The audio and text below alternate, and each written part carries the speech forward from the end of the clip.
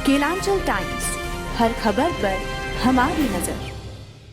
पाकुड़ विधानसभा के समाजवादी पार्टी के प्रत्याशी पूर्व विधायक अकील अख्तर ने विधानसभा क्षेत्र के कोटाल पोखर स्थित अपने आवासीय राजबाड़ी में प्रेस कॉन्फ्रेंस कर चुनावी घोषणा पत्र अकील की गारंटी जारी करते हुए कहा कि पाकुड़ विधानसभा वर्तमान समय में विकास के दृष्टिकोण से पूर्ण रूप से पिछड़ा हो गया है। सालों से पाकुड़ विधानसभा की जनता विकास से दूर है। उन्होंने कहा कि मौजूदा विधायक द्वारा भोली भाली जनता को झूठ परोसकर केवल ठगने का काम किया।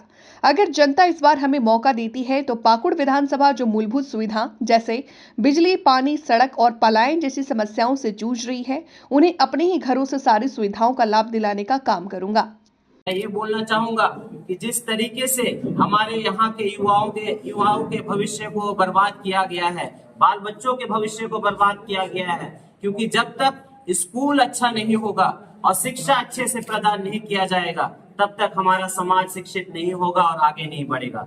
इसीलिए हमारे लिए बहुत ही दुर्भाग्य की बात है कि एक ऐसा व्यक्ति बार बार हमारा प्रतिनिधित्व कर रहा है, लेकिन अभी तक हमारी जो समस्याएं हैं उनको नहीं सुन रहा है और बार बार उसको नकारते हुए बस वोट लेकर किस तरीके से अपनी तिजोरी और अपना फायदा करना है उसके पीछे उन्होंने दिमाग लगाया। आप देख सकते हैं, चाहे हमारा स्वास्थ्य क्षेत्र हो, शिक्षा क्षेत्र हो, रोजगार का क्षेत्र हो, या यहाँ की जो बिजली की बदहाली रहती है, चाहे गर्मी का समय हो, यहाँ पे घंटों घंटों तक बिजली गायब रहती है। लेकिन आप लोगों को मालूम होगा कि जनाब अकील अख्तर साहब जब 2009 से 14 में विधायक थे तो उन्होंने लड़कर विधानसभा में बैठकर, नीचे जमीन पर बैठकर बंगाल से बिजली घुसाने का काम किया था हमारे झारखंड के अंदर। लेकिन जब से 2014 में हारे हैं तो ऐसा प्रतीत होता है कि एक आंधी तूफान आता है तो 20 घंटे और माने पूरा दिन का बिजली चली जाती है।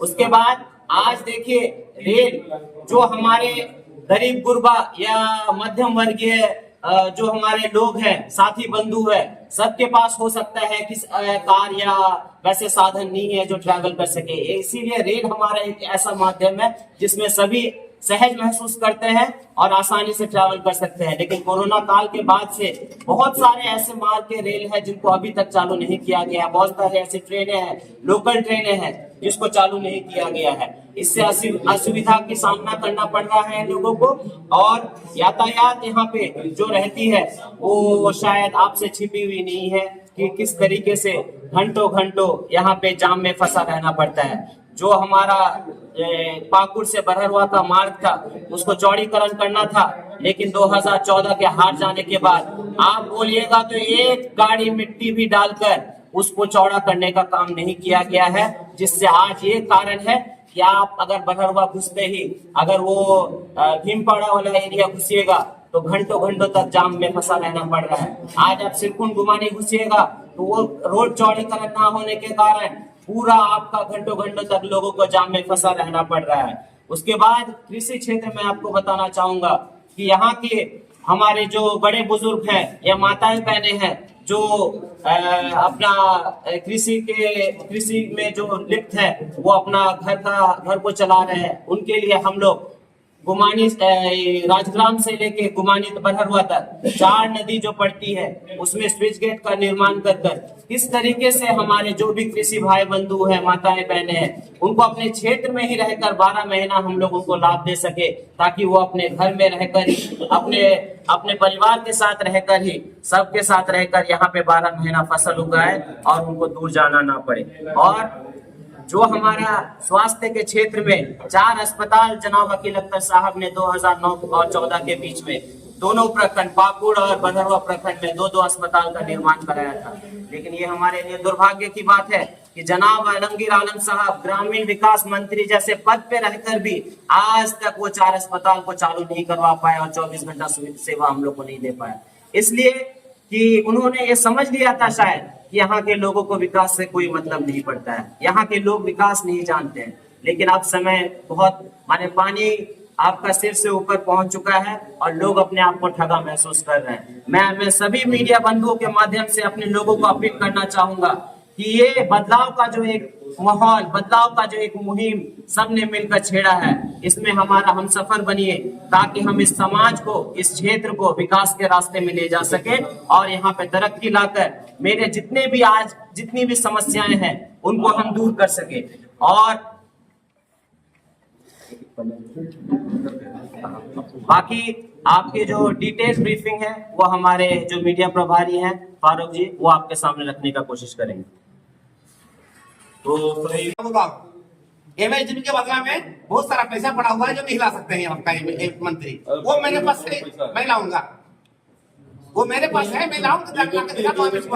डीएमटी में हजारों हजार एक लाना नहीं। आपको मीटिंग बनाने की ताकत नहीं हो रही आपकी। जो यहाँ इस अल्पसंख्यक के लिए जो मीटिंग होती है, जिसका पैसा देंगे सरकार पास से, आज तक आपने कितना झारखंड से पैसा पहुंचा है? आपने झारखंड से कितने हजार रुपया पैसा चला गया, वापस क्या नहीं दिया? आप मानते हो आपको? आज 4-5 साल से वापस जा रहा है। आपके अंदर ये नहीं है ताकत है कि आप लाके पैसा हमारे यहाँ जनता को दें, तो आप क्या करना चाहते हैं?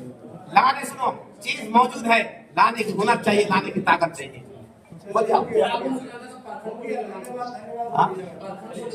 ये हमारा बहुत बड़ा पुराना मांग है, हमारा इसको बहुत पुराना मांग है। अब इंशाअल्लाह हमारे कोटापुर में देखा तो कुछ तो होके रहेगा इंशाअल्लाह। ये वर्षों से सारी कचरा का जांच चल रहा है, हाँ 11 साल के बाद भी धरातल का नहीं उतर पाया। 11 साल के बाद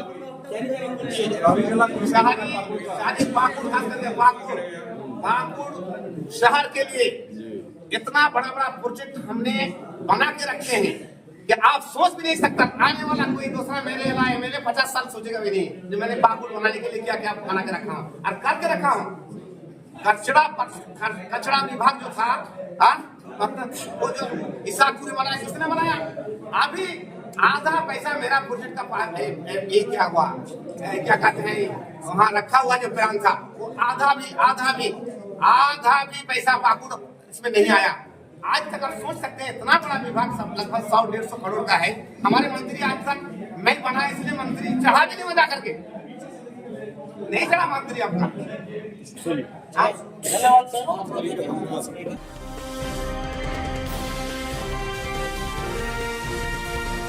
केलांचल टाइम्स, हर खबर पर हमारी नजर।